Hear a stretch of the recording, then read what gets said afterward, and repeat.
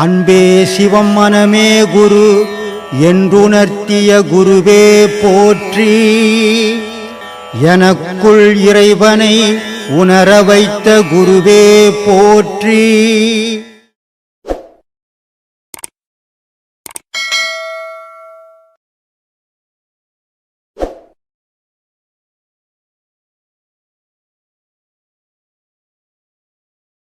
ஒருத்த ஏரோப்ளேன் வச்சுக்கிறான், ஒருத்த சைக்கிள் கூட எல்லாரும் நடந்தும் போயின்னுக்கிறான்.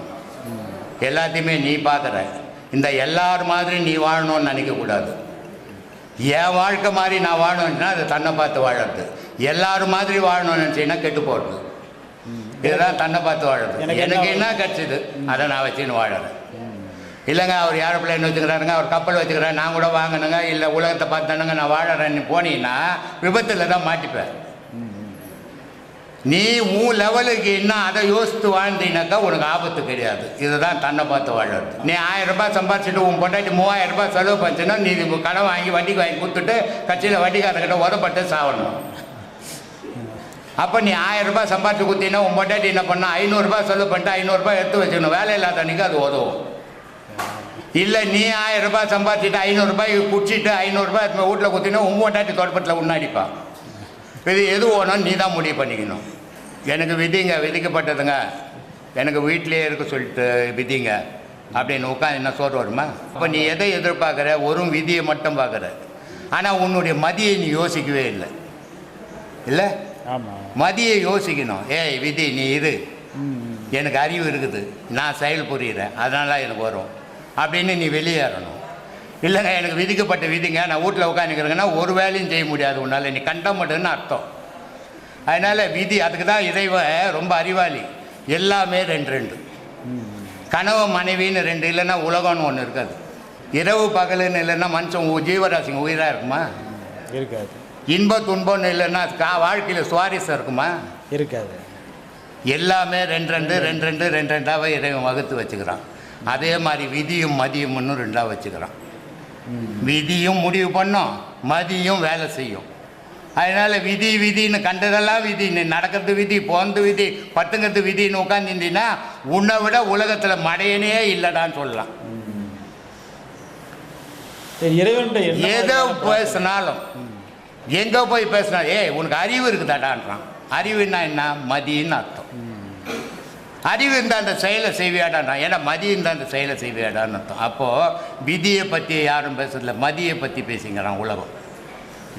அதனால் மதிக்கு இந்த உலகத்தில் முக்கியம். விதி முடிவு பண்ணக்கூடிய பொருள். விதி தான் கடவுளே. அப்போயா இதுக்கு மேலே ஒரு வார்த்தையே கிடையாது. விதி தான் உலகத்தில் கடவுள், அதுக்கு மேலே ஒன்றும் கிடையாது. மதி தான் நீ. ஓ, இதுக்கு மேலே ஒரு விளக்கமே கிடையாது. அதுக்கு ஆத்மானக்கம். திருவண்ணாமலை செல்வா பேசுகிறேன். மகான்கள் சித்தர்கள் ஞானிகளாம் சொல்கிறாங்க எல்லாம் விதிப்படி தான் நடக்குன்னு சொல்கிறாங்க. அப்போ எல்லாம் விதிப்படியாக நடந்தால் இறைவன் எதுக்கு? அப்போ இறைவன் விதியாக இருக்கிறானா? எல்லாமே விதிப்படினா இறைவன் எதுக்குன்னு இல்லையா? இறைவன் இல்லைன்னா நீயே இல்லையே, அப்புறம் விதியே இல்லை, ஒன்றும் இல்லையே. இறைவன் இல்லைன்னா நீ இல்லைப்பா முதல்ல, அப்புறம் இறைவன் எதுக்குன்னு கேட்கறதுக்கு யாருமே இருக்க மாட்டேன்னா. அப்போ என்ன அர்த்தம்? விதி மதின்ற 2 விஷயமா இங்கே இருக்கு. வின்னா காற்று, தீன்னா நெருப்பு. அதுதான் விதின்றது. அப்போது உனக்கு இடகலை பிங்கலைன்ற 2 கலையை கொடுத்து இறைவன் உன்னை படைச்சாச்சு. இப்போ நீ வாழ்ந்துக்கிட்டு இருக்கிற. அப்போது இந்த வாழறதுல உன்னுடைய பல பிறவிகளின் தொடர்ச்சியில் நீ செய்த பாவ புண்ணியங்களுக்கு ஏற்ற மாதிரி வாழ்க்கை உனக்கு அமைஞ்சிருக்கு. அந்த வாழ்க்கைப்படி தான் உன்னோட வாழ்க்கை தரம் போகும். அப்போது நீ நல்லா வாழறதோ இல்லை மிதமான வாழ்க்கையை வாழ்ந்துட்டு போகிறதோ இல்லை பெரிய கோடீஸ்வரன் ஆயிடுறதோ எல்லாம் உன்னோட பிறவி முடிவு செய்கிறது. அது 2வது விதியும் அதுக்கு முடிவு செய்யும். இதுக்கு தான் நான் கொஞ்சம் முன்னாடியே சொன்னேன். இதுக்கு இடம், சூழ்நிலை, உன்னை பெற்ற அப்பா அம்மா, நீ பிறந்த இடம், உன்னை பெற்ற அப்பா அம்மா, 2வது உன்னோட சுற்றுச்சூழல்கள், நீ ஒரு பிரிவில் செய்த பாவ புண்ணியங்கள், இது எல்லாம் தான் உன்னோட வாழ்க்கையை நிர்ணயிக்குது. அப்போது இங்கே விதி வெல்லுமா மதி வெல்லுமானா 2மே உனக்கு இருக்கு. சூழ்நிலைக்கு ஏற்ற மாதிரி விதியோ மதியோ வெல்லும். ஆனால் என்னதான் உனக்கு மதி பெரிய அளவில் இருந்தாலும் கூட விதி காவு போடுறோம் கடைசியாக. ஏன்னா விதின்றது விளையாடுறதுக்காக கடவுளால் படைக்கப்பட்ட கடவுள். அது மதின்றது உங்ககிட்ட இருக்கிற ஒரு சிற்றறிவு. விதின்றது முற்றறிவு, இது சிற்றறிவு. சிற்றறிவில் என்ன விளையாடுறியோ விளையாடு, ஒன்றும் உன்னை கண்டுக்க மாட்டான். நீ எவ்வளோ வேணா விளையாடலாம். கடைசியாக விதின்ற முற்றறிவு வந்து ஒரு முறுக்கி தூக்கின்னு போய்க்கினே இருந்துடும். முடிஞ்சு போச்சு, லைஃபே முடிஞ்சிச்சு. அப்போது இந்த சின்ன ஒரு சிற்றறிவை வச்சுக்கின்னு உன் வாழ்க்கையை ஓட்டிகிட்டு இருக்கிற. இப்போ சூழ்நிலைக்கு ஏற்ற மாதிரி வாழ்க்கையை ஓட்டி ஆகணும் நீ. ஏன்னா இப்போ இங்கே பிறந்துட்டு நம்ம வந்து லண்டனில் இருக்கக்கூடிய கேம்பிரிட்ஜ் பல்கலைக்கழக சேர்மனாக ஆயிடணும்னு காலத்துக்கு விட முடியுமா? பிறந்தது இங்கே, அட்லீஸ்ட் அங்கேயாவது பிறந்திருந்தா கூட அதை பற்றி நினைக்கலாம். பிறந்தது இங்கே. அப்போ நம்ம இங்கே என்ன நினைக்கணும்? முடிஞ்சால் இந்த ஊருக்கு ஒரு கவுன்சிலர் ஆகலாமா, ஒரு வார்டு மெம்பர் ஆகலாமா நினச்சா தப்பு கிடையாது. இந்த இந்த இந்த குக்கிராமத்தில் ஒரு வார்டு மெம்பர் ஆகலாம் நம்ம தகுதிக்கு அப்படி நினைக்கிறது தப்பு இல்லை. நம்ம அப்படியே இந்திய பிரதமர் ஆகிடலாம், அப்புறம் வந்து ஜனாதிபதி ஆகிடலாம், அமெரிக்க அதிபர் ஆகிடலான்னு நினைக்கிறது அது தப்பு தானே? அதுதான் வந்து இங்கே வந்து உன்னோட மதி செய்கிற வேலை. விதி என்ன பண்ணனா அங்கே முச்சு நீ எந்த ஊரில் போந்துட்டு எங்கே நினச்சினார் உட்கார எங்கள் ஓரமான ஒரு தட்டி உட்கார வச்சு. இது விதி. இந்த ஆற்றலையும் கடந்து நீ போகிறதுனா உனக்கு பல பிறவிகளின் அந்த பலன்கள் இருக்கணும். அப்படி இருந்தால் கொஞ்ச நேரத்துக்கு முன்னாடி தான் நான் சொன்னேன், ஆபிரகாம் லிங்கன் செருப்பை தைக்கிறவரோட பையன் அமெரிக்க அதிபர் ஆகிட்டார். காரணம் என்னன்னா அவருக்கு மதி வேலை செய்தது, விதி அதுக்கு ஒத்துழைச்சது. மதி எவ்வளோ வேலை செய்தோ அதுக்கு விதி ஒத்துழைச்சதுன்னா அவன் டாப்பாக போயிடுவான். ஏன்னா விதியும் மதியும் ஒத்துழைப்பு கொடுத்தால் அங்கே போயிடலாம். அதில் நீ வந்து பெரிய அறிவாளியாக இருப்ப, ஆனால் விதி இருக்குது பாரு உன்னை காவு போடும். அறிவாளி தான் நீ சொன்னால் எல்லாம் ஒத்துப்பாங்க, அங்கே பின்னாடி போய் திட்டுவாங்க. அடாவும் சொல்லிட்டு போவோம்பா, ஏன்பா நல்லது தானேப்பா சொல்ல, நல்லது சொன்னால் மட்டும் சும்மா சொல்லி கிடக்குறான் ஏன் தாள்ன்ட்டு போயிடுவான். இப்போ நீ சொல்கிற நல்ல விஷயந்தான் எடுத்துக்கவே மாட்டான். காரணம் என்னன்னா உன் விதி. அது ரோட்டில் போகிறவன் சொன்னான்னு வச்சுக்கோ, கரெக்டாக சொன்னார் அப்பா அவர் சொல்கிறது செய்து நம்பான்னு உடனே செய்வான் ஊந்த வச்சுக்கின்னு. அது அவனோட விதி. உன் விதி நீ நல்லதை சொன்னால் கூட எடுத்துக்க மாட்டான்.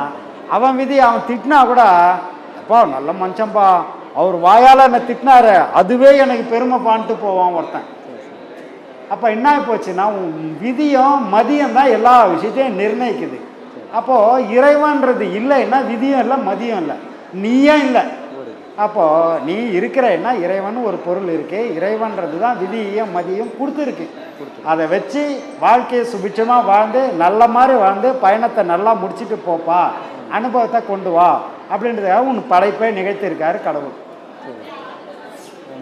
சொல்லுங்க. அப்புறம் இப்போ வந்து அறிவுக்கும் ஞானத்துக்கும் வித்தியாசம் இருக்கா? அதான் ரெண்டும் ஒரே பொருள் தானே? இல்லை இல்லை, அறிவு வேற ஞானம் வேறு. ஒரு இதுக்கு என்ன டெஃபினேஷன் கொடுக்கலான்னா, நான் எத்தனை கூட சொல்லியிருப்பேன், அறிவுன்றது வெளியிலேருந்து வர்றது, ஞானம்ன்றது உள்ளே இருக்குது. அது எப்படி அப்படின்னா, இப்போ உதாரணத்துக்கு பம்ப் செட் இருக்குல்ல, மோட்ரு, பம்ப் செட் மோட்ரு இருக்குது, கழனியில் தண்ணி பாய்ச்சக்கூடிய அந்த மோட்ரு. அந்த மோட்டரில் போன உடனே முதல்ல என்ன பண்ணோம், அந்த விவசாயிங்க ஃபஸ்ட்டு ஒரு பக்கெட்டி தண்ணி எடுத்துகிட்டு போய் அந்த இதில் ஊற்றுவாங்க, பைப்பில் ஊற்றின உடனே ஊற்றிட்டு மோட்டரை ஆன் பண்ணிவிடுவாங்க, தண்ணி ஊற்றுவாங்க. தண்ணி ஊற்றின உடனே இவங்க ஊற்றின தண்ணி முதல்ல வெளியே வரும், அப்புறம் உள்ளே இருக்கிற தண்ணியெல்லாம் வெளியே வரும் இல்லையா? அது மாதிரி இந்த அறிவுன்றது வெளியிலேருந்து உள்ளே போகணும். உள்ளே போய் அது போய் தொட்டு உள்ளே இருக்கக்கூடிய அந்த முற்று அறிவை தொட்டுதுன்னா அது வெளியே வரும். அது வெளியே வர்றது தான் ஞானம். அறிவுக்கும் ஞானத்துக்கும் இதுதான் வித்தியாசம். எதுவுமே இல்லாமல் இருக்க முடியாது. சரியா?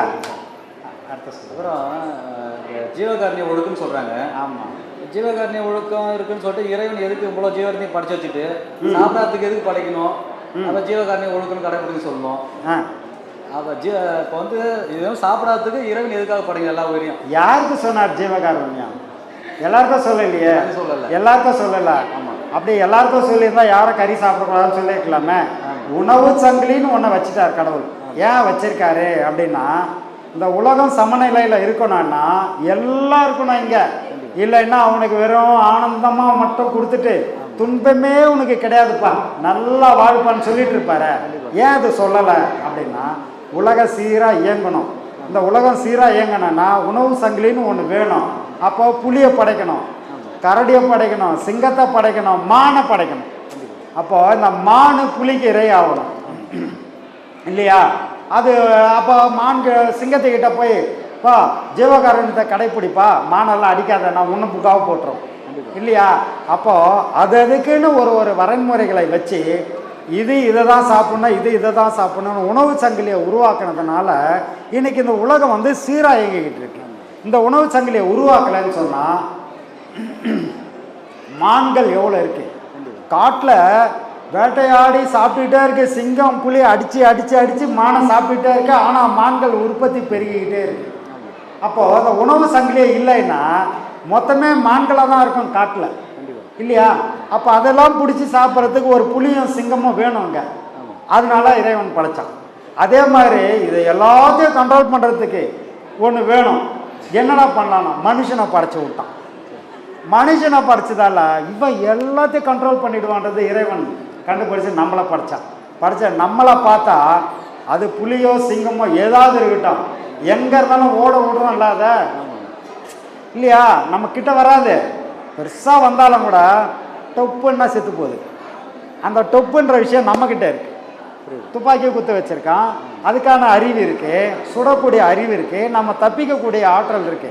ஆனால் எப்படி இருந்தாலும் விதிப்படி அது காவு போடணுன்னு தான் மாட்டிப்போ துப்பாக்கியாக வச்சுருந்தா கூட டக்குன்னு போட்டுருது. சிங்கம் வாயில் தலை விட்றன்னு போய் ஒருத்தன் பிடிச்சிச்சு டக்குன்னு. இந்த சர்க்கஸில் கேள்விப்பட்டிருக்கீங்களா? ஒரு முறை அது மாதிரி இங்கே கிடையாது, தமிழ்நாட்டில் இந்தியாவில் கிடையாது, வெளியில் எப்போவுமே அந்த சர்க்கஸ் நடந்துக்கிட்டு இருக்கோம். இவர் எப்போவுமே சிங்கம் வாயில் தலையை விட்டு எடுக்கிறவர் தான் அவர். இது ரெகுலராக பண்ணுறவர். அன்றைக்கி போய் தலையை விட்டா தலையை அப்படியே கொத்தா எடுத்துச்சு சிங்கம். அவள் தான் செத்து போயிட்டார். ஐயோ குய்யா நல்லா குதிக்கிறாங்க. என்னடான்னு பார்த்தா கரெக்டாக அந்த தீனி போடுறவன் போடல. அன்றைக்கி அந்த பைத்தியக்காரன் பண்ண வேலை இவர் தலை போச்சு.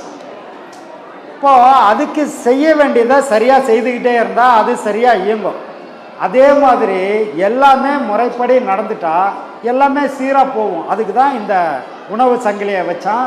அப்போது கடவுள் என்ன இதெல்லாம் ஏன் வச்சான்னா, இந்த உணவு சங்கிலியெல்லாம் உலக இயக்கம் இருக்காது, நம்மளும் இயக்கம் இருக்காது, நம்மளோட இயக்கமும் இருக்காது. அதனால் உணவு சங்கிலியை வச்சான், நல்லது கெட்டது எல்லாத்தையும் வச்சான்.